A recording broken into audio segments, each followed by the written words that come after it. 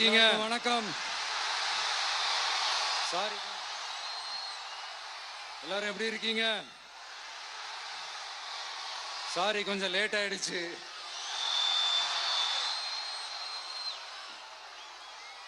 திருச்சியில காலையில பேசினப்போ அங்க ஒரு மைக் ப்ராப்ளம் இருந்தது. அதனால அங்க பேசினதுல ஒரு சில விஷயங்களை இங்க நான் திரும்ப ரிப்பீட் பண்றேன்.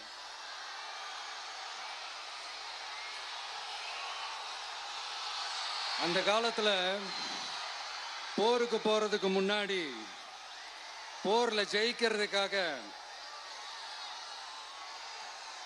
குலதெய்வம் கோயிலுக்கு போய் சாமியை கும்பிட்டு தான் போருக்கு போவாங்களாம். அந்த மாதிரி அடுத்த வருஷம் நடக்க போற ஜனநாயக போருக்கு தயாராகிறதுக்கு முன்னாடி நம்ம மக்களை அதாங்க உங்க எல்லாரையும் பார்த்துட்டு போலான்னு வந்திருக்கிறேன். இங்க என்ன பார்க்க வந்திருக்கிற என்னுடைய அம்மாக்கள், அக்கா தங்கைகள், அண்ணன் தம்பிகள், நண்பர்கள், நண்பிகள், உங்க எல்லாரையும் பார்க்கும்போது மனசுக்குள்ள ஒன்னே ஒண்ணுதான் தோணுது. உங்களோட இந்த அன்புக்காக எவ்வளவு பெரிய உயரத்தையும், எவ்வளவு பெரிய வருமானத்தையும், எவ்வளவு பெரிய வசதியையும் தூக்கி எறிஞ்சிட்டு வரலாங்க. உங்களோட இந்த அன்பை விட, இந்த பாசத்தை விட, உங்களை விட எனக்கு இந்த உலகத்துல வேற எதுவுமே பெருசா தெரியல. ஒரு சாதாரணமா இருந்த ஒரு விஜய இந்த உயரத்துல தூக்கி வச்சு கொண்டாடிக்கிட்டு இருக்கிறீங்க. உங்க வீட்டுல ஒருத்தனாவே ஆக்கிட்டீங்க, உங்க சொந்தக்காரனாவே ஆக்கிட்டீங்க. என்னங்க பெரிய பணம் வேணுங்கிற அளவுக்கு பார்த்தாச்சு. அரசியலுக்கு வந்துதான் நான் பணம் சம்பாதிக்கணுமா என்ன? அதுக்கு கொஞ்சம் கூட அவசியமே இல்லை. எனக்கு எல்லாத்தையும் எல்லாமும் கொடுத்த உங்களுக்காக உழைக்கிறத தவிர எனக்கு வேற எந்த எண்ணமும் எந்த வேலையும் இல்லை. விஜய், விஜய் அண்ணா, விஜய் தம்பி, விஜய் தம்பி, நம்ம விஜய், நம்ம விஜய்ன்னு என்னடா இந்த விஜய் தனியாளா இருப்பான்னு பார்த்தா எப்ப பாரு மக்கள் கடலோட மக்கள் கடலாவே இருக்கிறானேன்ட்டு இந்த எதிரிகளுக்கெல்லாம் தெரிஞ்சவன நம்மளை பத்தி கண்ணாபின்னான்னு பேச ஆரம்பிச்சிருக்கிறாங்க. அதாவது நான் மரியாதையா பேசினா கூட அதை தவறா எடுத்துக்கிறாங்கன்னா பாத்துக்கங்களேன். அதனால யார் என்ன சொன்னாலும் அறிஞர் அண்ணா அவர்கள் சொன்ன அந்த பஞ்சு தான், வாழ்க வசவாளர்கள் அப்படின்னு சொல்லிட்டு போயிட்டே இருக்க வேண்டியதுதான். நான் மதுரை மாநாட்டில் உங்க எல்லாரையும் நேர்ல சந்திக்க வரேன்னு சொல்லியிருந்தேன். அப்படி இன்னைக்கு உங்களுக்காக நம்மள மேலையும் கீழையும் ரொம்ப மோசமா ஆண்டுகிட்டு இருக்கிற பாசிச பாஜக அரசையும் பாய்சன் திமுக அரசையும் கேள்வி கேட்கறதுக்காக வந்திருக்கிறேன். இந்த பாஜக அரசு நம்மளை கொஞ்ச நெஞ்ச கொடுமையாங்க செய்து பீகார்ல 65 லட்சம் வாக்காளர்கள் ஓட்டர் லிஸ்ட்லயே காணோமா. இது என்ன பெரிய விஷயம்? இதை தாண்டி இன்னொரு விஷயம் இருக்கு. இந்த எதிர்கட்சிகள்லாம் ரொம்ப சிம்பிளா சொல்ற மாதிரி சொல்லணும்னா ஓட்டு திருட்டு. வீட்டு நம்பர் 0ன்னு போட்டெல்லாம் ஓட்டர் ஐடி கார்டு கொடுத்துருக்காங்கன்னா பாத்துக்காங்களேன். எவ்வளவு பெரிய ஒரு மோசமான வேலைகள்லாம் அவங்க செய்யறாங்கன்னு பாத்துக்கங்க. அடுத்து ஒன் நேஷன் ஒன் எலெக்ஷன், ஒரே நாடு ஒரே தேர்தல். 2029ல இவங்களோட ஆட்சி காலம் முடிய போகுதுன்றது எல்லாருக்குமே தெரிஞ்ச ஒரு விஷயம்தான். அதனால இந்த மாநில அரசுகள் எல்லாத்தையும் கலைச்சிட்டு எல்லாருக்கும் ஒட்டு மொத்தமா ஒரே நேரத்தில் தேர்தல் வைக்கிற ஒரு ஐடியா. அப்பதானே ஒரே நேரத்தில் இந்த தில்லு முள்ளு வேலைகள்லாம் ஈஸியா செய்ய முடியும். இதுக்கு பேர் என்னங்க? ஜனநாயக படுகொலை தானே. அடுத்து டீலிமிட்டேஷன், பார்லிமெண்ட் தொகுதிகள் மறுசீராய்வு. நம்ம சவுத் இந்தியாவை விட நார்த் இந்தியாவுக்கு அதிகமான பார்லிமெண்ட் தொகுதிகள் கிடைக்கிற மாதிரி ஒரு மோசடி வேலையை ஒன்று செஞ்சுக்கிட்டு இருக்கிறாங்க. இதைத்தான் டிவிக்கே முதலையே எதிர்த்தோம், இப்பவும் எதிர்க்கிறோம், இனிமேலும் எதிர்ப்போம். அதனால் இந்த SIR, one nation one election, delimitation இதெல்லாம் எதிர்கட்சிகளை அழிக்கிறதுக்காக ரொம்ப ரொம்ப முக்கியமா நம்ம சவுத் இந்தியாவோட அந்த பவரை குறைக்கிறதுக்காக செய்யப்படுற ஒரு மோசடி வேலைகள். இது ஒட்டுமொத்த இந்தியாவுக்கும் பாஜக அரசு செய்யற ஒரு துரோகம்.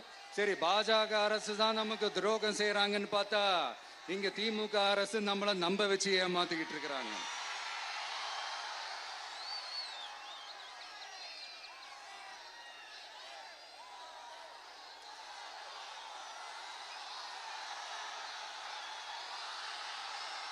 கிட்டத்தட்ட நானு நீங்க எல்லாருமா சேர்ந்து தான் இவங்க நல்லது செய்வாங்கன்னு நினைச்சு தேர்ந்தெடுத்தோம். ஆனா நீங்க பாத்தீங்கன்னா, thank you, I love you, thank you thank you thank you. நீங்க பாத்தீங்கன்னா ஒரு 505 தேர்தல் வாக்குறுதிகளை நமக்கு தமிழ்நாட்டு மக்களுக்கு கொடுத்தாங்க. அதுல எத்தனை வாக்குறுதிகளை இந்த திமுக கவர்மெண்ட் நிறைவேற்றிருக்கு? முக்காவாசி வாக்குறுதிகளை கூட நிறைவேற்றாம எல்லாத்தையும் நிறைவேற்றிட்டோம் இப்படி கொஞ்சம் கூட மனசாட்சியே இல்லாம இப்படி கதை விடுறீங்களே மைடியர். வேணாம் வேணாம் வேணாம் வேணாம். உங்களுக்கு தான் ஆசையா பாசமா கூப்பிட்டா பிடிக்க மாட்டேங்குது. இப்படி கதை விடுறீங்களே மைடியர் சிஎம் சார்.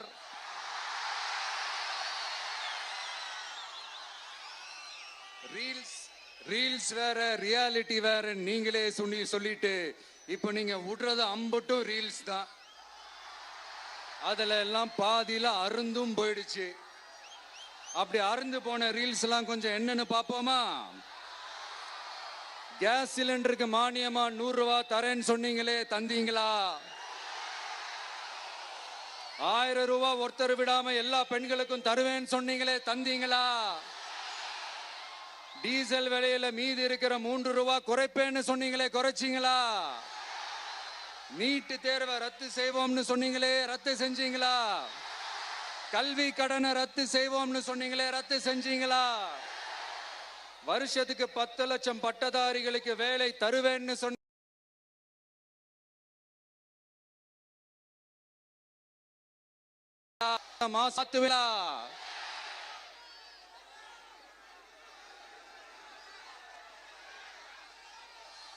மீனவர்களை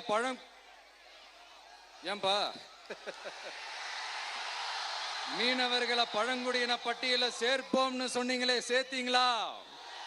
மீனவர்களுக்கு 2 லட்சம் வீடுகள் கட்டித்தரப்படும் சொன்னீங்களே, கட்டி தந்தீங்களா? அனைத்து மீனவ கிராமங்களிலும் மீன் உலர்த்தும் தளம் அமைக்கப்படும் சொன்னீங்களே, அமைச்சு கொடுத்தீங்களா? நெசவாளர்களுக்கு கூட்டுறவு சங்கத்துல கொடுக்கிற கடனுக்கு வட்டி 12% இருந்து 8% குறைக்கப்படும் சொன்னீங்களே, குறைச்சிங்களா? ஆட்டோ ஓட்டுறவங்களுக்கு சொந்த ஆட்டோ வாங்க 10,000 மானியம் வழங்குவோம்னு சொன்னீங்களே, வழங்குனீங்களா? அரசு ஊழியர்கள் ஆசிரியர்களுக்கு ஓல்டு பென்ஷன் ஸ்கீம் கொண்டு வருவேன்னு சொன்னீங்களே, கொண்டு வந்தீங்களா? பகுதி நேர ஆசிரியர்களுக்கு பணி நிரந்தரம்னு சொன்னீங்களே, செஞ்சீங்களா? சத்துணவு மற்றும் அங்கன்வாடி பணியாளர்களுக்கு அரசு பணி உறுதின்னு சொன்னீங்களே, செஞ்சீங்களா? முதியோர் உதவித்தொகை 1500 ரூபாய் தருவேன்னு சொன்னீங்களே, தந்தீங்களா? தமிழகத்தில் இருக்கும் வேலை வாய்ப்புகள்ல 75% தமிழர்களுக்கு சொன்னீங்களே, தந்தீங்களா? 3 லட்சத்துக்கு மேல் இருக்கிற காலி பணியிடங்கள் நிரப்பப்படும் சொன்னீங்களே, நிரப்புனீங்களா? தூய்மை பணியாளர்கள் பணி ஊதியம், ஓய்வூதியம் போன்ற கோரிக்கைகள் நிறைவேற்றப்படும் சொன்னீங்களே, நிறைவேற்றினீங்களா? மக்கள் நல பணியாளர்களாக 25,000 பெண்கள் நியமிக்கப்படுவார்கள் சொன்னீங்களே, நியமிச்சீங்களா? ரேஷன் கடையில் மீண்டும் உளுந்து வழங்கப்படும் சொன்னீங்களே, கொடுத்தீங்களா? அனைத்து அரசு வேலை வாய்ப்புகளிலும் பெண்களுக்கு 40% முன்னுரிமை வழங்கப்படும் சொன்னீங்களே, கொடுத்தீங்களா? 35 வயதுக்கும் மேற்பட்ட திருமணமாகாத ஆதரவற்ற பெண்களுக்கு கல்வி தகுதிக்கு ஏற்ப அரசு வேலை வழங்கப்படும் சொன்னீங்களே, வழங்கினீங்களா?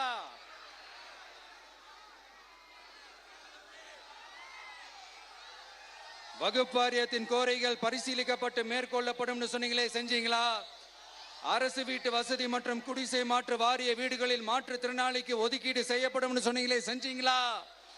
இலங்கை தமிழர்களை காப்பாற்ற ஒரே தீர்வு பொது வாக்கெடுப்பு தான், அதை நடத்த வலியுறுத்துவோம்னு சொன்னீங்களே, செஞ்சீங்களா? இப்படியே நம்ம கேள்வி கேட்டுக்கிட்டே இருக்க வேண்டியதுதான். இவங்க கிட்ட இருந்து எந்த பதிலும் வரப்போறது இல்ல. ஏன்னா இருந்தாதானே. அதனால நான் உங்களை கேட்கிறேன், செய்வோம் செய்வோம் செய்வோம் செய்வோம்னு சொன்னாங்களே, செஞ்சாங்களா?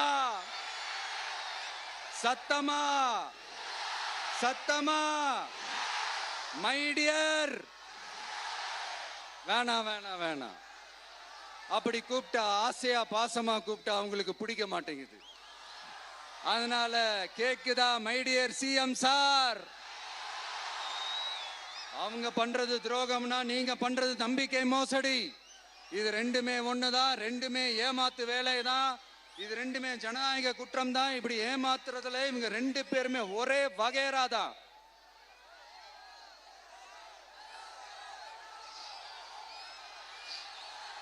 முந்தானியத்து வரைக்கும் ஒன்றிய பிரதமர், இப்ப இந்திய பிரதமர்.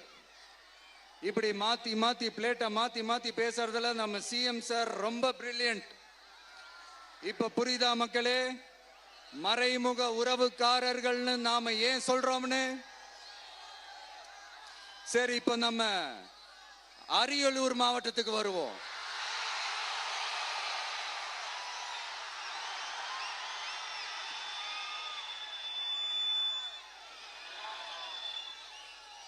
தமிழகத்தோட வறட்சியான மாவட்டங்கள முதல் வரிசையில காலங்காலமா இருக்கிற மாவட்டம் தான் நம்ம அரியலூர் மாவட்டம்.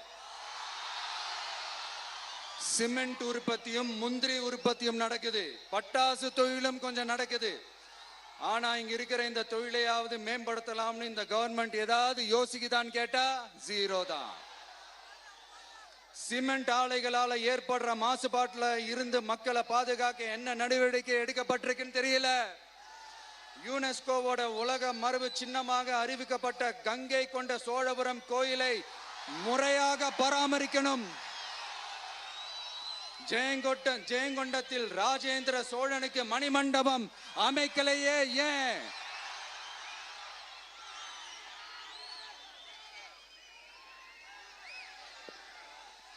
மருதையாத்தோட குறுக்க வாராணவாசி தடுப்பணை கட்டுறதை பத்தி 4 வருஷமா கண்டுக்கலையே ஏன்? அரியலூர்ல இருந்து ஜெயங்கொண்டான் காட்டுமன்னார் கோயில் வழியாக சிதம்பரத்துக்கு ரயில்வே வழித்தடம் அமைக்கணும்ன்ற கோரிக்கை என்னாச்சுன்னு தெரியல. ஜெயங்கொண்டத்திலிருந்து கும்பகோணத்திற்கு ரயில்வே வழித்தடம் அமைக்கணும்ன்ற கோரிக்கை என்னாச்சுன்னு தெரியல. அரியலூர்னாலே முந்திரி உற்பத்தி தான் பிரதானம், அதனால முந்திரி தொழிற்சாலை அமைக்கணும்ன்ற கோரிக்கை என்னாச்சுன்னு தெரியல. இந்த மாவட்ட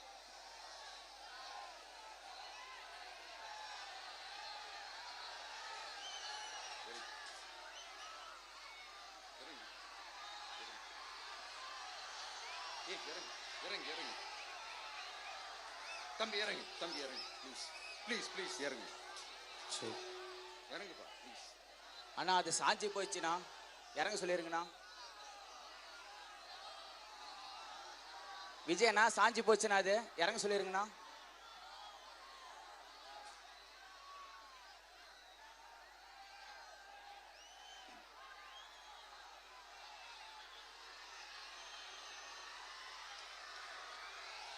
ஹலோ பிரதர் சார், அவரை இறங்க சொல்லுங்க ப்ளீஸ்.